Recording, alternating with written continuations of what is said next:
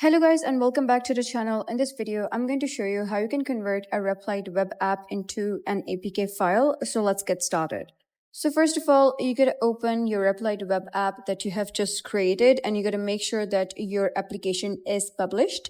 So once it's published, you gotta simply copy the URL from here, simply copy it, and then you can go to any of the website that will convert your web file into a native app. So for this, I suggest you using medium.co because it is really easy to use. All you need to do is simply head over to medium.co and paste your URL over here and then click on build your app. You will be redirected to another interface like this. So you can see website URL has already been updated. You're going to type down your app name, your organization, and click on start building my app.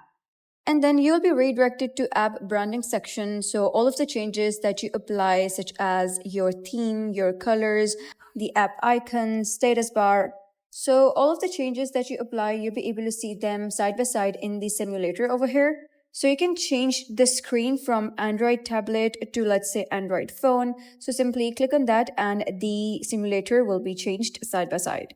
Next, you're going to click on build and download over here, and then you'll be able to see the available app files. And we need APK, so you're going to click on build right next to Android APK AAB. Simply click on build and just wait for your APK to be built. Once it's built, you're going to simply click on download and click on download APK and just wait for your application APK to be downloaded.